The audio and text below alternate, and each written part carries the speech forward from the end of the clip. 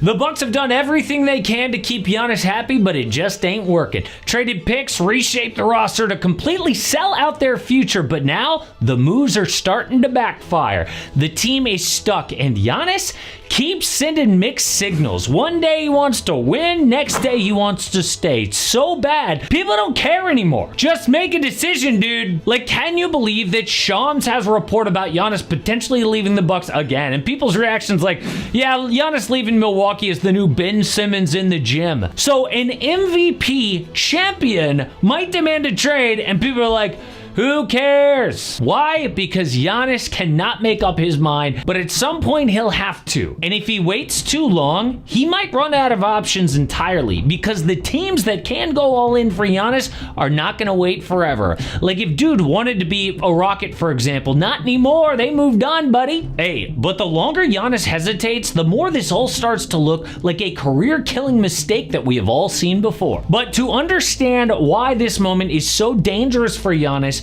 you have to look at the Bucks right now. Not who they used to be, but who they have become. Because right now, their third best player is Kyle friggin' Kuzma. Their starting point guard might be Cole Anthony. Who? Exactly. I mean, Kuzma has been terrible for years. And yes, they signed Miles Turner, but we have seen Giannis surrounded by a thin roster before. The man has been a top 2 player for like 7 years. Recently accomplished nothing. So the team is nowhere near a championship contender, even after the Miles Turner move. But you know what people don't talk about? But summer is here, and my favorite way to stay fit is to do a little working out, but I always dial in the diet. What I found for me is that 90% of staying in shape is all about the diet.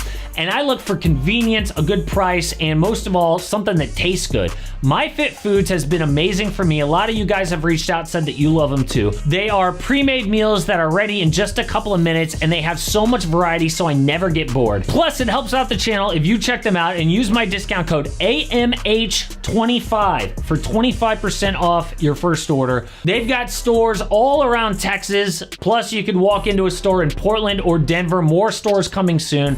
But I've tried a million of these meal prep places. MyFitFoods is by far the best one I have ever tried. So please go check them out. The discount code again is AMH25. The one thing that they never mention when they talk about why the team is so bad. Well, a mixtape account just put out this clip of Chris Middleton tough shot making in the 2021 playoffs. You notice anything about how every clip is a breathtaking dagger, and the video is 4.5 minutes long. Shot after shot of the most underrated co-star in the NBA. Dude was their go-to scorer in the clutch. People forget Middleton scored 40 points in a must-win finals game, hitting dagger after dagger. Chris was the one guy that Giannis fully trusted to close games. But in game 2 of the 2022 first round, he spun left on a drive in the fourth quarter, planted his leg, and tweaked his knee. Never the same again. That moment might have ended this version of the Bucks. So the next year they traded for Damian Lillard, but now the Bucks control 0 picks until the 2030s. So if Giannis says that he wants the Bucks to win, how? They've already pushed all their chips in year after year to make him happy. And by the way, it worked in 2021, winning a championship. But every move after that has just gotten worse and worse. To the point where if they make another move now, it'll do absolutely nothing. So if this guy really wants to win, what is he waiting for?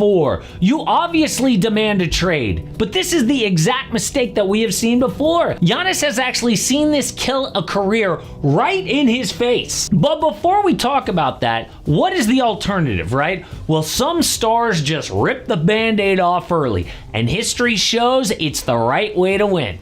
Kevin Durant thought that OKC was a dead end with Russell Westbrook and Billy Donovan as coach, so he left in 2016 to win 2 titles in Golden State. Same goes for Anthony Davis, who demanded out of New Orleans, wins the title in 2020. Even Kawhi Leonard won a chip his first year out of San Antonio. But what else do all those guys have in common? They all became hated after the move. KD, AD, and Kawhi straight villains in their old hometowns. And that is what Giannis is afraid of. He doesn't want to be the bad guy, and I totally get it. Giannis is a loyal dude, especially from how he grew up. But the fact is that you cannot have it all. You either want to win so bad that you'll do anything, or you remain loyal but give up potential rings in the future. Like, can you believe that Giannis says, hey, if there's a better situation for me to win the Larry O'Brien outside of Milwaukee, I have to take that situation. But the exact same person says, I don't think I could ever text and ask for a trade. I'm not that kind of guy. They would have to kick me out. What? Make up your mind. So it feels like he wants both. He wants to back the Bucks into a corner to where they're the ones who demand the trade. That way, he can be like, oh, I left the team, but I didn't want to. I am loyal. It was the team who wanted me out. No. Why would they do that? Yes, trading Giannis would get them a ton of assets to rebuild, and we just went over how they're kind of in a dead end, but rebuilding ain't what it used to be. Just look at the Jazz, the Wizards, and the Nets, all rebuilding from assets that they got from star trades, and they all suck. Utah especially, okay, they dealt two massive stars, Donovan Mitchell and Rudy Gobert, and they aren't close to competing for a championship. Why would the Bucks want to be that? So no, Giannis, you're gonna have to be the bad guy. But we have seen this exact story play out before. A superstar who tried to balance loyalty and legacy, who waited too long, and by the time he finally asked out, his window already closed. Damian Lillard deserved a championship, right? Oh, the Blazers are just such a bad team. The front office sucks at building around him. Okay, yeah, we all agree, so leave. But no, he wanted to be Mr. Loyalty. And then one day, he just started leaking little passive-aggressive things, like on IG, remember, how long should I stay dedicated? Quoting Nipsey Hussle. It's like, dude, shut up, okay? Just demand a trade or don't. Reminds you of Giannis, right? But by the time that Dame did leave, it was too late, okay? If he had left, by the way, 2 years earlier, teams like the Sixers, Celtics, Heat, Raptors, and Nets all had more picks and flexibility and were actively shopping for stars. But by 2023, many of those had either committed to a different core or they lacked the assets that Portland wanted. So in 2023, Dame does demand a trade at 33 years old with 4 years, $216 million left on his contract. How many teams really wanted to break the bank for him at that point? So the longer he waited, the more the Blazers prioritized return over his preference. So Dame didn't even control where he went.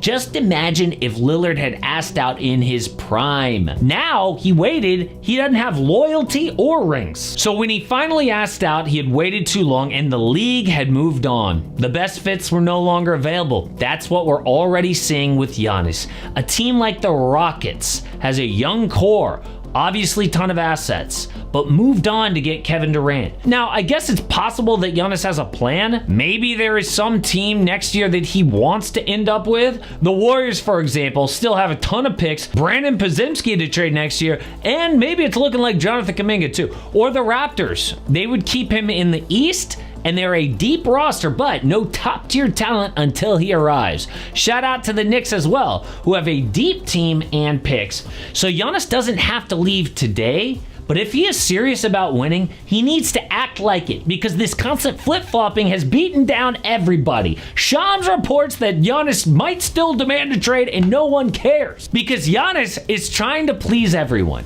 which is exactly how you end up with nothing. So the Bucks are all out of moves. Now it's Giannis's turn to actually make one. But another discussion every single offseason outside of Giannis has been NBA expansion. We've talked about it for years. 2025 was supposed to be the big one. But then all of a sudden, the NBA has killed expansion. No more new teams. But why did they go from like guaranteed expansion to not going to happen practically overnight?